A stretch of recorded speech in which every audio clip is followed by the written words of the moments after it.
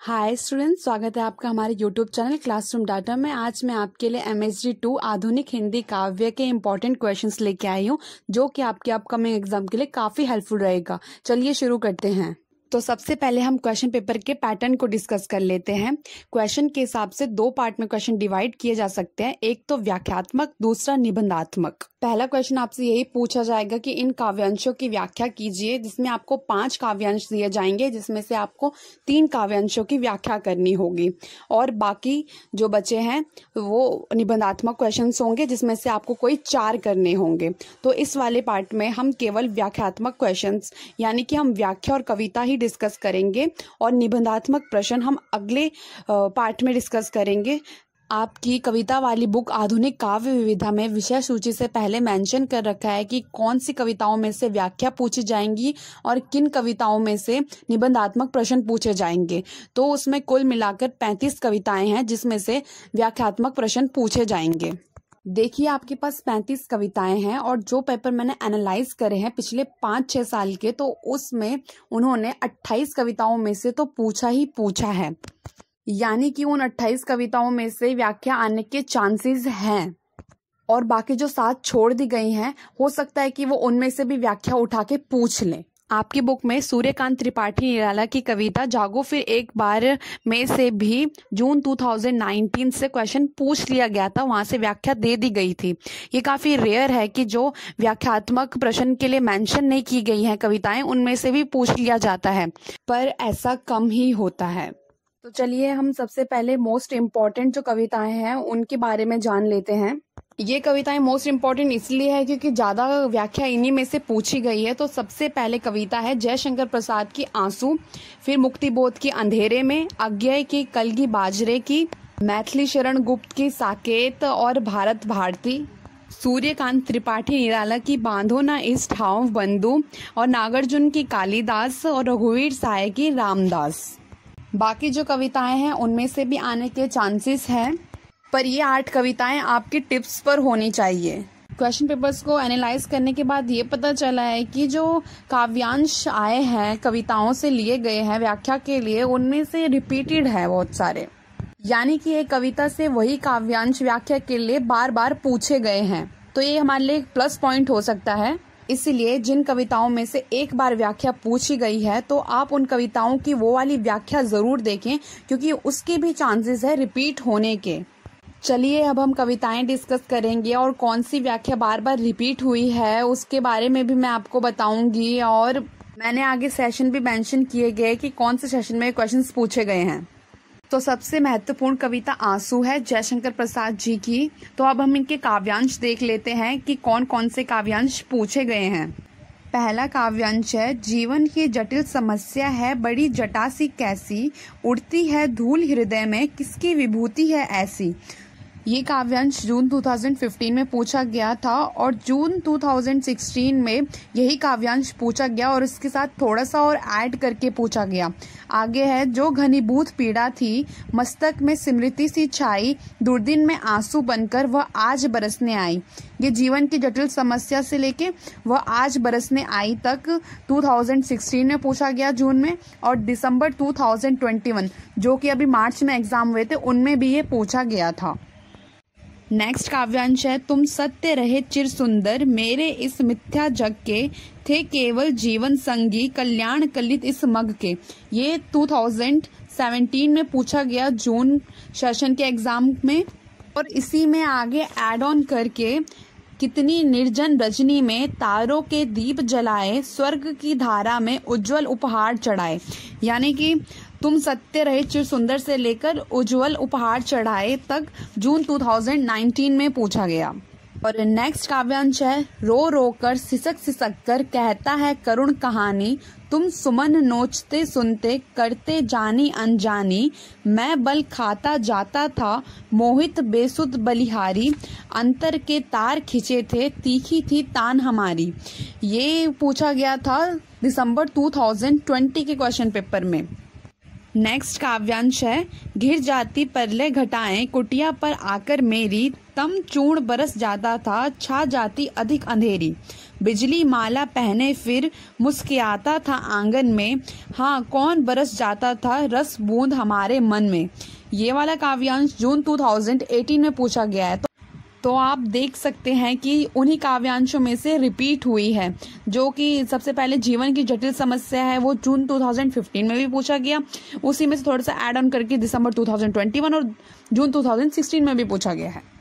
और आगे तुम सत्य रहे चिर सुंदर, वो भी 2 साल के क्वेश्चन पेपर में तो रिपीट हुआ ही है, जैसे जून 2019 और जून 2017 में, यानी कि थोड़ा सा वही काव्यांश और थोड़ा सा उसमें ऐड ऑन करके अगले पेपर में रिपीट हुआ है।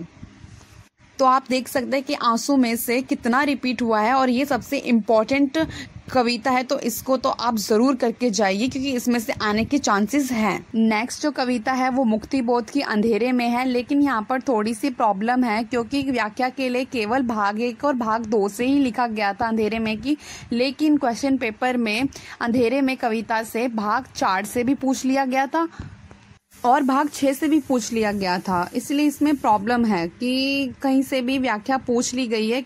मेंशन केवल भाग 1 और 2 कर रखा है, लेकिन किसी भी भाग से इन्होंने उठा के दे दी है व्याख्या। तो अगर आप अंधेरे में चूज करते हैं कविता तो आप इसे पूरा ही करके जाइए अगर आप इसे व्याख्या के लिए चूज करते हैं, लेकिन अंधेरे में कविता बहुत लंबी है। अगर आप इसे चूज करते हैं तो मैं इसकी इम्पोर्टेंट व्याख्याएं बता देती हूँ जो इसमें से रिपीट हुआ है। तो सबसे पहली व्याख्या है, इतने में अंधियारे सोने में कोई चीख गया है, रात का पक्षी कहता है वह चला गया से लेके वह तेरी गुरु है। ये आपके बुक में पेज नंबर 229 में होगा। ये जून 2015 में पूछा गया था। और नेक्स्ट व्याख्या है, दुखों के दागों को तमगो सा पहना से लेकर जिंदगी निष्क्रिय बन गई तलघर। ये आपकी बुक में 237 पेज नंबर पर है। ये जून 2016 में पूछा गया था। नेक्स्ट जो व्याख्या है वह रहस्यमय व्यक्ति अब तक न पाई गई मेरी अभिव्यक्ति है से लेकर आत्मा की प्रतिमा। ये आपकी बुक के पेज नंबर 225 में है। ये जून 2017, जून 2018, जून 2021 3 बार रिपीट हुई है ये व्याख्या। नेक्स्ट जो व्याख्या है वो है जून 2020 के क्वेश्चन पेपर की। वैसे तो 2020 में शायद ही एग्जाम हुए थे, लेकिन मुझे क्वेश्चन पेपर मिला है तो मैं आपको ये व्याख्या बता देती हूँ। ये है, अब अभिव्यक्ति के सारे खतरे उठाने ही होंगे से लेकर अरुण कमल 1। ये आपकी बुक में 255 पेज नंबर पर है। तो आप देख सकते हैं कि अंधेरे में से कौन कौन सी व्याख्याएं आई हैं और एक व्याख्या तो 3 बार रिपीट हुई है, लेकिन इसमें थोड़ी प्रॉब्लम है कि कहीं से भी व्याख्या पूछ ली गई है क्योंकि वहां पर भाग 1 और भाग 2 दे रखा है। तो अगर आप ये वाली कविता ना करना चाहें, वैसे तो ये बहुत इंपॉर्टेंट है और इसमें से निबंधात्मक प्रश्न भी है इस वाली कविता से, लेकिन अगर आप इसे रिप्लेस करना चाहें तो कर सकते हैं क्योंकि मैं आपको 35 में से 28 कविताएं तो करने के लिए बोलूंगी क्योंकि हो सकता है कि आप कभी 10 या 15 कविताएं छोड़ दिए और उसी में से व्याख्या आ जाए तो आप ही को प्रॉब्लम होगी। तो चलिए हम नेक्स्ट कविता के बारे में जान लेते हैं। जो इम्पोर्टेंट है वो है कलगी बाजरे की, जो कि अज्ञेय की कविता है। पहला काव्यांश है, हरी बिछली घास डोलती कलगी छरहरी बाजरे की से लेकर मेरा प्यार मैला है। यहाँ तक दिसंबर 2015 के क्वेश्चन पेपर पे पूछा गया था। दूसरा काव्यांश है, अगर मैं तुमको ललाती सांझ के नभ की अकेली तारिका अब नहीं कहता से लेकर देवता इन प्रतीकों के कर गए हैं कूच। ये दिसंबर 2016 में पूछा गया। और यही व्याख्या, अगर मैं तुमको ललाती से लेकर कि मेरा प्यार मैला है, जून 2018 और दिसंबर 2017 में पूछा गया था। यानी कि इसी व्याख्या को 4 बार पूछा गया है, दिसंबर 2015, 16, 17 एंड जून 2018। अगली व्याख्या है, कभी बासन अधिक घिसने से मुलम्मा छूट जाता है से लेके लहलाती हवा में कलगी छरहरी बाजरे की। ये जून 2021 के क्वेश्चन पेपर पे पूछा गया था। तो हम हरी बिजली घास से लेकर कर गए हैं कूच तक इस व्याख्या, पूरी ये व्याख्या को इम्पोर्टेंट व्याख्या कह सकते हैं इस कविता की। लेकिन आप यहाँ पर कंफ्यूज मत हो ना, यहाँ हरी बिजली घास है तो दूसरी कविता है हरी घास में क्षण भर। हरी बिजली घास ये कलगी बाजरे की पंक्ति है। चलिए नेक्स्ट इम्पोर्टेंट कविता है साकेत। ये मैथिली शरण गुप्त की कविता है। यहाँ आप जो भी कविताएं करते हैं उनके कवियों के बारे में भी ज़रूर पढ़ें, क्योंकि जो निबंधात्मक प्रश्न होंगे उनमें कवि के बारे में ही क्वेश्चंस पूछे जाएंगे। अगर आपको कवियों के बारे में पता होगा तो आप अपनी तरफ से उनके जीवन परिचय के 2-4 पंक्तियां लिख सकते हैं, जो कि आपको मार्क्स गेन करने में काफ़ी हेल्पफुल रहेगा। यहाँ मैं मैथिली शरण गुप्त के बारे में आपको एक पॉइंट बता देती हूँ। मैथिली शरण गुप्त की कविताओं की एक खासियत है, उन्होंने समाज के उस तबके को उठाया, यानी कि कोई जाति या वर्ग नहीं, बल्कि ऐसे पात्रों को हमारे सामने उजागर करा जिनका त्याग अन्य कवियों ने नहीं देखा।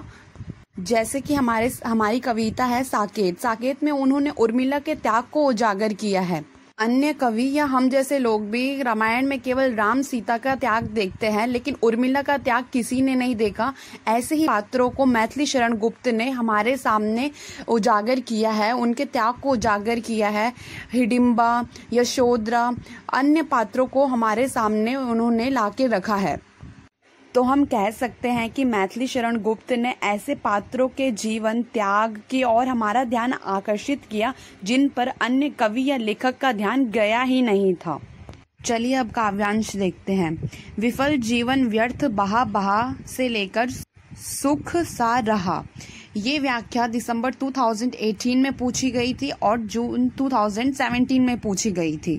नेक्स्ट व्याख्या है अरि व्यर्थ है व्यंजनों की बढ़ाई से लेकर बता किंतु तू ही उसे कौन खावे।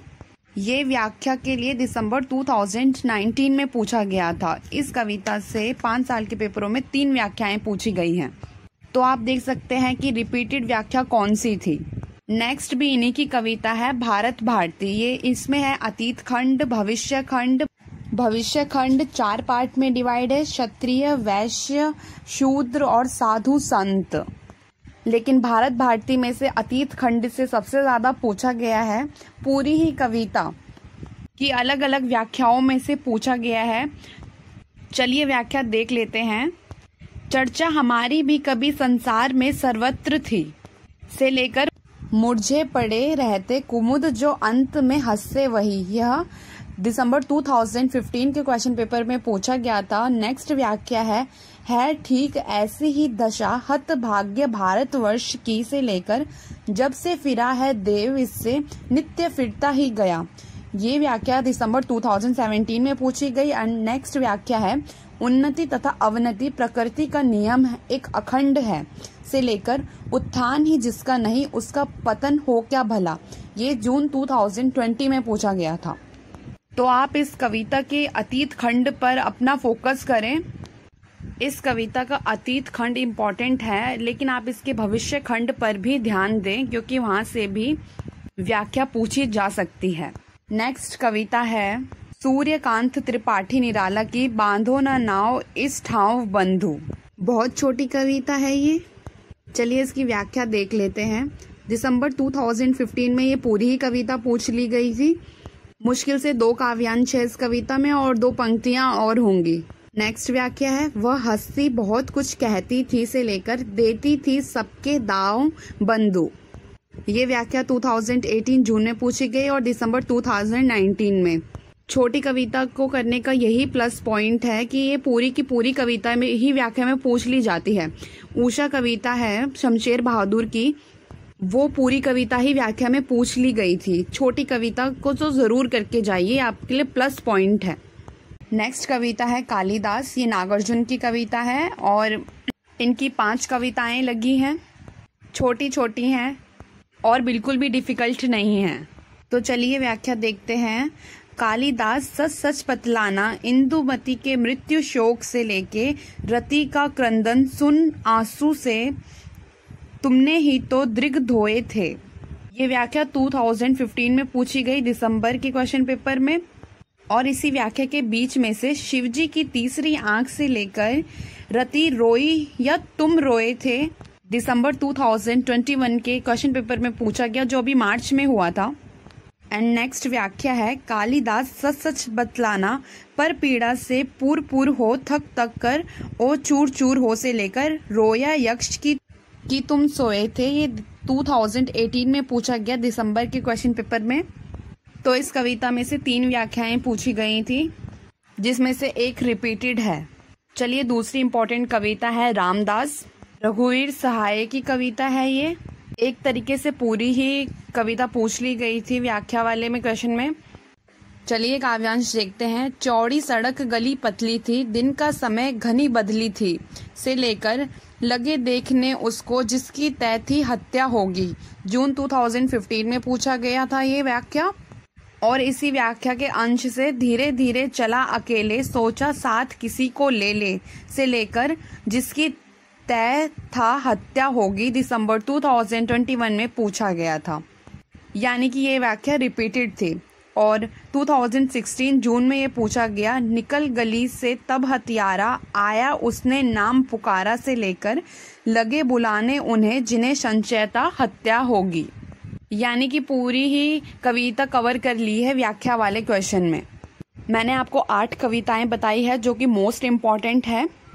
और अब हम रिपीटेड व्याख्या के बारे में बात करेंगे। उसके बाद एक एक व्याख्या वाली कविता, क्योंकि आप देख रहे हैं कि व्याख्या रिपीट हुई है, तो चांसेस है कि वो जो एक व्याख्या वाली कविताएं हैं वो भी रिपीट हों, इसलिए हम वो भी डिस्कस करेंगे। तो मैं आपको लाइन से कवि और कविताओं के बारे में बता रही हूँ। हम मैथिली शरण गुप्त की 2 कविताएं पढ़ चुके हैं, 2 कविताओं के बारे में जान चुके हैं। इनकी 2 ही कविता है व्याख्या के लिए। जयशंकर प्रसाद की आंसू सबसे महत्वपूर्ण कविता है, उनकी 1 ही कविता है व्याख्या के लिए। 3rd है सूर्यकांत त्रिपाठी निराला, उनकी कविताएं आ रही हैं जूही की कली, बादल राग, राजे ने अपनी रखवाली की, बांधो न नाव इस ठाव बंधु। बांधो न नाव इस ठाव बंधु हम डिस्कस कर चुके हैं। नेक्स्ट जो कविताएं हैं वो जूही की कली है, बादल राग है, राजे ने अपनी रखवाली की। जूही की कली भी पूछा गया था एक बार जून 2021 में और दूसरा जून 2020। शायद से 2020 के एग्जाम नहीं हुए, पर मुझे क्वेश्चन पेपर मिला था तो मैंने ये भी मार्क कर लिया है। तो 2 व्याख्याएं पूछी गई, लेकिन दोनों ही व्याख्याएं अलग अलग थी। छोटी सी कविता है तो इसको जरूर करके जाइएगा। नेक्स्ट कविता है बादल राग, इसमें से केवल 1 ही व्याख्या पूछी गई थी। तो आप देख सकते हैं ये 1 व्याख्या वाली कविता है, इसमें से 1 व्याख्या आई है। तो इसका लास्ट वाली व्याख्या पूछी गई थी, जीर्ण बाहु है क्षीण शरीर, से लेकर जीवन के पारावार तक। तो आप इस कविता को मार्क जरूर कर दीजिए। नेक्स्ट इनकी कविता है राजे ने अपनी रखवाली की, इसमें से 1 भी व्याख्या अभी तक नहीं पूछी गई है पिछले 5 साल के क्वेश्चन पेपर्स में। नेक्स्ट इनकी बांधो नाव ठाव बंधु है, इसके बारे में हम डिस्कस कर चुके हैं। नेक्स्ट कवि है सुमित्रा नंदन पंत, इनकी 2 कविताएं हैं व्याख्या के लिए, प्रथम रश्मि और भारत माता। प्रथम रश्मि में पाया यह सर्वांगिक गाना, ये दिसंबर 2016 में पूछा गया था। और नेक्स्ट व्याख्या है प्रथम रश्मि का आना रंगिणी, से लेकर प्रहरी से जुगनू नाना, यह दिसंबर 2020 के क्वेश्चन पेपर में पूछा गया था। यानी कि इस कविता से 2 व्याख्याएं पूछी गई थी, पर दोनों सेम नहीं थी। पंत जी की 2 कविताएं हैं, तो आप दोनों में से 1 कविता कर लीजिए। आप या तो प्रथम रश्मि कर लीजिए या भारत माता कर लीजिए। नेक्स्ट कविता भारत माता है, इसमें भी 2 बार आया है। व्याख्या है भारत माता ग्राम वासिनी, से लेकर मिट्टी की प्रतिमा उदासिनी। जो कविता की पहली पंक्तियां हैं वही है, आया था दिसंबर 2017 के क्वेश्चन पेपर में। नेक्स्ट एक 2020 का क्वेश्चन पेपर मिला था मुझे, उसमें पूछा गया था खेतों में फैला है श्यामल, से लेकर वह अपने घर में प्रवासिनी। यहाँ पर आप भारत माता भी कर सकते हैं और प्रथम रश्मि भी कर सकते हैं, पर मेरे हिसाब से आप भारत माता करके जाइएगा।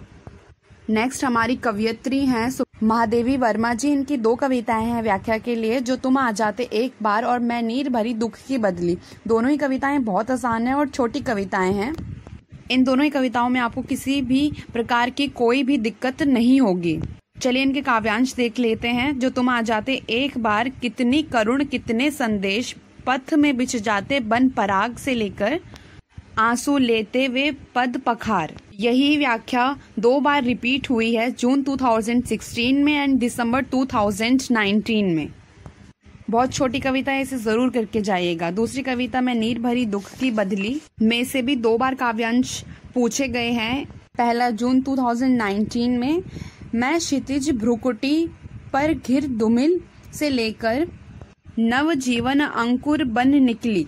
जून 2019 का है ये। और दूसरा काव्यांश है विस्तृत नभ का कोई कोना से लेकर उमड़ी कल थी मिट आज चली। दिसंबर 2018 में ये पूछा गया था, यानी कि इस कविता से केवल 2 व्याख्याएं पूछी गई हैं। छोटी सी कविता है, इसे जरूर करके जाइए। नेक्स्ट कवि नागार्जुन है, इनकी 5 कविताएं लगी है। कालिदास, बादल को घिरते देखा है, अकाल और उसके बाद, खुरदुरे पैर और शासन की बंदूक। इनकी आपके पास 5 जो कविताएं लगी हैं, इनमें से हम कालिदास डिस्कस कर चुके हैं। इनकी कविता में से बादल को घिरते देखा है, इसमें से एक बार भी नहीं पूछा गया है। बादल को घिरते देखा है, इसमें केवल 2 काव्यांश है। अगर आप एक्स्ट्रा करके जाना चाहते हैं तो ये कर लीजिए, क्योंकि इनकी 5 कविताएं तो आपको 4 कविताएं तो इनकी जरूर करके जाना चाहिए।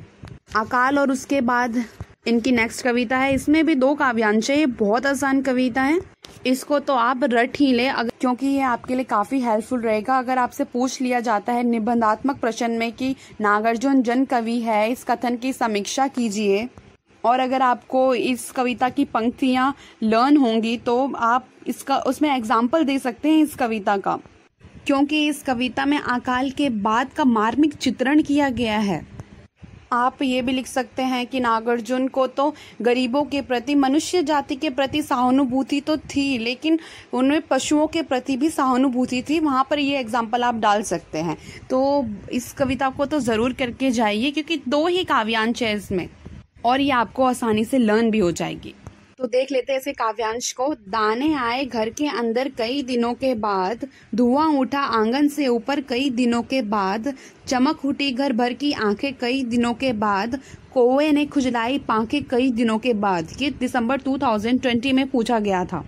नेक्स्ट इनकी कविता है खुरदुरे पैर। इसमें 2 बार पूछा गया है और दोनों बार ही व्याख्या सेम रही है। लास्ट व्याख्या इस कविता की, देर तक टकराए उस दिन इस आंखों से वे पैर, धस कोमल मन में, यहाँ तक। छोटी सी कविता है।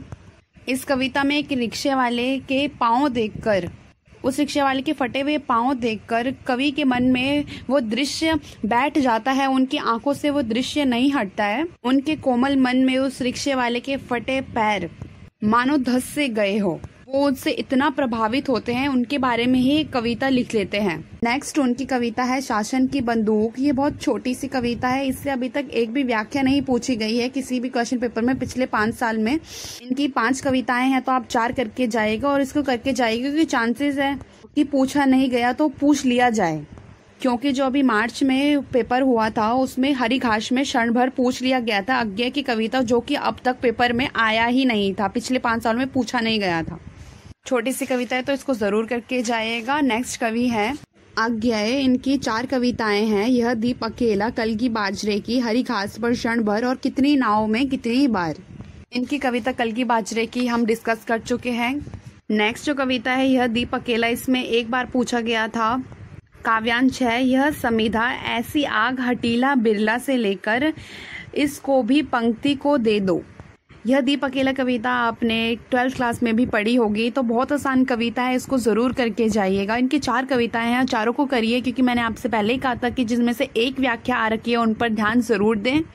हरी घास पर क्षण भर मैं आपको अभी बता चुकी हूँ, इसमें से एक व्याख्या आई थी पिछले एग्जाम में, अभी दिसंबर 2021 वाले में। तो काव्यांश है क्षण भर भूला सके हम, नगरी के बेचैन बुदकती गडमड अकुलाहट से लेकर, क्योंकि युग जनवादी है। ये थोड़ी लंबी कविता है। नेक्स्ट कविता है इनकी कितनी नाव में कितनी बार। ये छोटी सी कविता है, इसमें से व्याख्या पूछी गई थी जून 2015 में, कितनी दूरियों से कितनी बार, कितनी डगमग नाव में बैठकर से लेकर, ओ मेरे अनबुझे सत्य कितनी बार। छोटी सी कविता है तो इसको जरूर करके जाइए। यानी कि आगे की 4 कविताएं, हो सके तो आप 4 कर लीजिए, अगर नहीं हो पाता है आपसे तो आप इनकी 3 कविताओं तो जरूर करके जाइए। यह दीप अकेला, कल की बाजरे की और कितनी नाव में कितनी बार। नेक्स्ट कवि है शमशेर बहादुर। उषा और एक पीली शाम, 2 कविताएं हैं इनकी। व्याख्या के लिए तो उषा छोटी सी कविता है, मैंने आपको पहले भी बताया था कि ये तो पूरी कविता पूछ ली गई थी व्याख्या के लिए। जून 2015 और जून 2016 में ये पूछा गया था, तो इस कविता को आप जरूर करके जाइए। नेक्स्ट कविता है ये पीली शाम, एक पीली शाम। ये भी छोटी सी कविता है, इसको भी मत छोड़िए, इसको भी कर लीजिए। इसमें से जो व्याख्या पूछी गई थी, वासना डूबी स्थिल पल में से लेकर अतल में, ये जून 2019 में पूछा गया था। शमशेर बहादुर जी के बाद जो कवि है वो है मुक्तिबोध। इनकी कविता अंधेरे में इम्पोर्टेंट कविता है, लेकिन अंधेरे में के बारे में हम आपसे पहले डिस्कस कर चुके हैं, तो हम नेक्स्ट कवि की ओर चलते हैं। नेक्स्ट कवि है रघुवीर सहाय। इनकी 4 कविताएं हैं, अंधी पिस्तौल, पैदल आदमी, रामदास, हंसो हंसो जल्दी हंसो, जिसमें से इनकी 3 कविताओं में से पूछे गए हैं व्याख्याएं, अंधी पिस्तौल, रामदास और हंसो हंसो जल्दी हंसो। रामदास के बारे में हम पहले डिस्कस कर चुके हैं। बचे पैदल आदमी, अंधी पिस्तौल और हंसो हंसो जल्दी हंसो। अंधी पिस्तौल छोटी सी कविता है और इसकी जो व्याख्या के लिए पूछा गया था काव्यांश 2 बार रिपीटेड है, दिसंबर 2017 एंड दिसंबर 2019 में काव्यांश है। यह सिपाही भी कोई दूसरे हैं, पहले जो थे कुछ अदब करते से लेकर सेनाधिपति के लिए चिंतित हूँ। पैदल आदमी से अभी तक पूछा तो नहीं गया है, पर इस बार आप पैदल आदमी करके जाइएगा क्योंकि चांसेस है कि इसमें से आ जाए, क्योंकि अभी तक नहीं पूछी गई है। हंसो हंसो जल्दी हंसो में से व्याख्या आई थी दिसंबर 2018 और जून 2017 में एक ही व्याख्या पूछी गई थी। रिपीटेड व्याख्या है, हंसो पर चुटकुलों से बचो, उनमें शब्द है से लेकर ताकि किसी बात का कोई मतलब ना रहे। आप ये भी करके जाइएगा, यानी कि रघुवीर सहाय की आप चारों की चारों कविताएं कर लीजिए। नेक्स्ट कवि है श्रीकांत वर्मा। इनकी 4 कविताएं हैं, बूढ़ा पुल, माया दर्पण, मगध के लोग, तीसरा रास्ता, जिसमें से माया दर्पण से अभी तक कुछ नहीं पूछा गया है। छोटी सी कविता है ये। बूढ़ा पुल से 2 बार पूछा गया है पिछले 5 सालों में, पर दोनों बार अलग अलग व्याख्या पूछी गई थी। मगध के लोग और तीसरा रास्ता थोड़ी थोड़ी सेम कविता है, मतलब दोनों ही कविताओं में मगध राज्य को लिया गया है, यानी मगध के बारे में है, तो इसमें कंफ्यूज मत होइएगा। तो बूढ़ा पुल, मगध के लोग, तीसरा रास्ता छोटी सी कविताएं हैं, आप इनको ऊपर से पढ़ लीजिए, आपको एक ही बार में वैसे समझ आ जाएगा, क्योंकि अगर छोड़ के जाएंगे तो दिक्कत हो सकती है, इसलिए ऊपर से जरूर पढ़ लीजिए इन कविताओं को। नेक्स्ट जो कवि है वो धूमिल है। इनकी 4 कविताएं हैं, नक्सलबाड़ी कविता, अकाल दर्शन और रोटी और संसद। रोटी और संसद कविता और अकाल दर्शन से क्वेश्चंस पूछे गए हैं, लेकिन नक्सलबाड़ी से अभी कोई व्याख्या नहीं पूछी गई है पिछले 5 सालों में। इनकी कविता का नाम ही कविता है, तो कविता से जो काव्यांश आया है उसके बारे में देख लेते हैं। तो काव्यांश है, उसे मालूम है कि शब्दों के पीछे कितने चेहरे नंगे हो चुके हैं से लेकर आदत बन चुकी है। ये व्याख्या जून 2021 और दिसंबर 2017 में पूछा गया था। ये रिपीटेड व्याख्या है, दोनों बार इस कविता से यही व्याख्या पूछी गई थी। रोटी और संसद छोटी सी कविता है, ये जून 2018 और दिसंबर 2016 में पूछी गई थी। आप इसे जरूर करके जाइए, यानी कि धूमिल की आप 2 कविताएं कर लीजिए, कविता और रोटी और संसद। मैंने आपको 35 में से 27 या 28 कविताएं सजेस्ट कर दी हैं, जिसमें मैंने इम्पोर्टेंट यानी कि मोस्ट इम्पोर्टेंट कविताएं बताई है, जिनमें मैंने 8 कविताएं बताई थी, बाकी जिनमें से 2 व्याख्याएं और 1 व्याख्या वाली कविता भी मैं आपको बता चुकी हूँ। नेक्स्ट पार्ट में हम निबंधात्मक प्रश्नों के बारे में डिस्कस करेंगे और जल्द ही इन कविताओं की व्याख्याएं भी मैं आपके लेकर आ रही हूँ। आशा करती हूँ कि ये वीडियो आपके लिए हेल्पफुल रहा होगा। अगर आपको कोई भी डाउट है तो आप मुझे ईमेल भी कर सकते हैं, अपनी ईमेल आईडी मैं डिस्क्रिप्शन बॉक्स में दे दूंगी। ऐसी वीडियोस के लिए हमारे चैनल को सब्सक्राइब करें और वीडियो अच्छी लगी हो तो उसे लाइक करें एंड शेयर करें। Thanks for watching.